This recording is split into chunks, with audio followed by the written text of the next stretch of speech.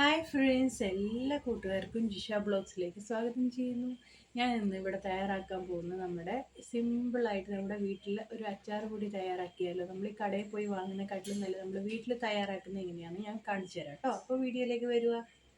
അപ്പോൾ അതിലേക്ക് വേണ്ട ചേരുവകൾ 100 ഗ്രാം വറ്റൽമുളക് തണ്ട് കളഞ്ഞിട്ട് നമുക്കത് ജസ്റ്റ് ഒന്ന് ചൂടാക്കി എടുക്കാം കേട്ടോ. നന്നായിട്ടത് കളർ അധികം ഇതാകണ്ട, ഒരു ചെറിയൊരു നിറം മാറ്റം വരും നമുക്കറിയാൻ പറ്റുമല്ലോ. അപ്പോൾ അത് ഏകദേശം ഇതായി വന്നിട്ടുണ്ട്. അപ്പം നമുക്ക് നന്നായിട്ടൊന്ന് ഇളക്കി കൊടുത്തുകൊണ്ടിരിക്കാം. അപ്പോൾ ഇത് നന്നായിട്ട് നമുക്ക് ഇളക്കി ആക്കാം. പിന്നെ നമ്മളിത് സെപ്പറേറ്റ് ആണ് എല്ലാം നമുക്ക് ഇതിനകത്ത് ഫ്രൈ ചെയ്തെടുക്കുന്നത് കേട്ടോ. എന്താണെന്ന് വെച്ച് കഴിഞ്ഞാൽ അതിനൊരു പ്രത്യേക ഒരു രുചിയും ഇതൊക്കെ ആയിരിക്കും, നമുക്ക് ടേസ്റ്റൊക്കെ ആയിരിക്കും നമ്മളിത് സെപ്പറേറ്റ് ആയിട്ട് ഉണ്ടാക്കുമ്പോൾ. ഇത് പിന്നെ നമ്മളുടെ വീടുകളിലൊക്കെ ഈസി ആയിട്ട് നമുക്ക് തയ്യാറാക്കാൻ പറ്റിയൊരു നമുക്ക് ഒരു മസാലയാണ് കേട്ടോ. ഇനി നമുക്കൊരു ടേബിൾ സ്പൂൺ നമുക്ക് ഉലുവ ആഡ് ചെയ്ത് കൊടുത്തൊന്ന് ഫ്രൈ ചെയ്യുന്നവരെ ഒന്ന് നമുക്കൊന്ന് ഇളക്കി കൊടുക്കാം കേട്ടോ. അത് നന്നായിട്ടൊന്ന് ചൂടായി വരുന്നവരെ കേട്ടോ. നന്നായിട്ട് നമുക്കതൊന്ന് മിക്സ് ചെയ്ത് കൊടുത്തുകൊണ്ടിരിക്കാം. ഇനി 2 ടീസ്പൂൺ നമുക്ക് കടുക് ഒന്ന് ചേർത്ത് കൊടുക്കാം കേട്ടോ. അതൊന്ന് പൊട്ടി വരുന്നവരെ നമുക്കൊന്ന് ഇളക്കി കൊടുക്കാം കേട്ടോ. പിന്നെ കടുക് എടുക്കുന്നതിൻ്റെ പകുതി ഉലുവ നമ്മളതിലേക്ക് ആഡ് ചെയ്ത് കൊടുക്കണം കേട്ടോ. അപ്പം നന്നായിട്ട് നമുക്കതൊന്ന് ചൂടാക്കി കൊടുക്കാം കേട്ടോ.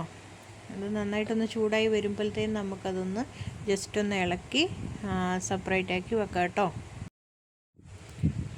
ഇനി നമുക്ക് 1 ടീസ്പൂൺ പെരുംജീരകം നമുക്ക് ആഡ് ചെയ്ത് കൊടുക്കാം കേട്ടോ. എന്നിട്ട് അത് നമുക്ക് നന്നായിട്ടൊന്ന് ഇളക്കി മിക്സ് ചെയ്യാം കേട്ടോ. ഇനി അടുത്ത നല്ല ജീരകം നമുക്ക് ഒരു 1/2 ടീസ്പൂൺ നമുക്ക് ഇട്ട് കൊടുക്കാം കേട്ടോ.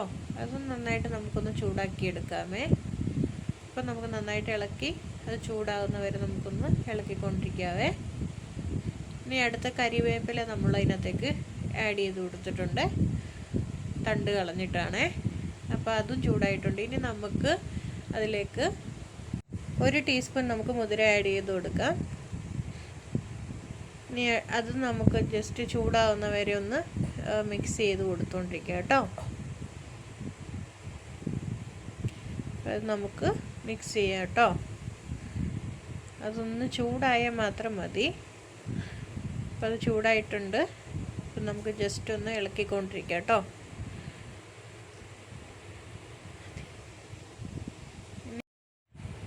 ഇനി നമുക്കിതിലേക്ക് 1 ടീസ്പൂൺ കല്ലുപ്പ് നമുക്ക് ആഡ് ചെയ്ത് കൊടുക്കാം കേട്ടോ.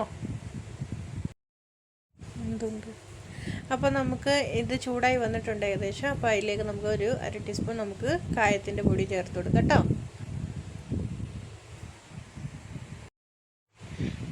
അപ്പോൾ ഇത് ചൂടാകാൻ വേണ്ടി നമുക്ക് ജസ്റ്റ് ഒന്ന് മിക്സ് ചെയ്ത് കൊടുക്കാം. അപ്പോൾ ഏകദേശം ചൂടായിട്ടുണ്ട്. അപ്പം നമുക്കിതിലേക്ക് നമുക്ക് മഞ്ഞൾപ്പൊടി ആഡ് ചെയ്ത് കൊടുക്കാം കേട്ടോ, 1/4 ടീസ്പൂൺ.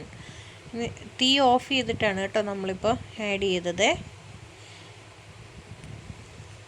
ഇനി അടുത്തത് നമുക്ക് 2 ടീസ്പൂൺ നമുക്ക് കാശ്മീരി മുളക് പൊടി ആഡ് ചെയ്ത് കൊടുക്കാമേ. ഇനി അത് നമുക്ക് നന്നായിട്ടൊന്ന് ഇളക്കി കൊടുക്കാം കേട്ടോ. തീ ഓഫ് ചെയ്തിടുന്നതുകൊണ്ട് ആ ചെറിയ ചൂടിൽ നമുക്കൊന്ന് ഇതായാൽ മതി കേട്ടോ, ചൂടായാൽ മതി. നമ്മൾ തീ ഓണാക്കിയിട്ടോ ഇത് ചെയ്യുവാണെങ്കിൽ അത് കരിയും. അപ്പം അത് കാരണം കൊണ്ടാണ് നമ്മൾ തീ ഓഫ് ചെയ്തിട്ട് ആ ചെറിയ ചൂടോട് നമുക്കൊന്ന് മിക്സ് ചെയ്ത് യോജിപ്പിക്കുന്നത് കേട്ടോ. അപ്പോൾ ഇനി അടുത്ത നമുക്ക് മിക്സിയിലേക്ക് നമ്മൾ തയ്യാറാക്കി വെച്ച ചേരുവകളൊക്കെ നമുക്കൊന്ന് ചേർത്ത് കൊടുക്കാം കേട്ടോ. നമ്മൾ മുമ്പേ വറുത്ത് വെച്ച മുളക്, വറ്റൽമുളക് അതെല്ലാം നമുക്കിതിലേക്ക് ആഡ് ചെയ്ത് കൊടുത്തുകൊണ്ടിരിക്കാം കേട്ടോ. ഇനി നമുക്കിത് ആഡ് ചെയ്ത് കഴിഞ്ഞു. ഇനി നമുക്കതിലേക്ക് മിക്സിയിൽ അടിച്ചിട്ട് വരാമേ. അപ്പോൾ ഇത്രയൊക്കെ ഉള്ളൂ ഇന്നത്തെ വീഡിയോ. നമ്മൾ എളുപ്പത്തിലൊരു സിമ്പിളായിട്ട് വീട്ടിൽ തന്നെ നമുക്കൊരു അച്ചാർ പൊടി നമുക്ക് തയ്യാറാക്കാം. അപ്പോൾ ഈ വീഡിയോ കണ്ട് ഇത്രയും സപ്പോർട്ട് ചെയ്തതിന് എല്ലാവർക്കും ഞാൻ നന്ദി പറയുന്നു. വീണ്ടും സപ്പോർട്ട് ചെയ്യണം.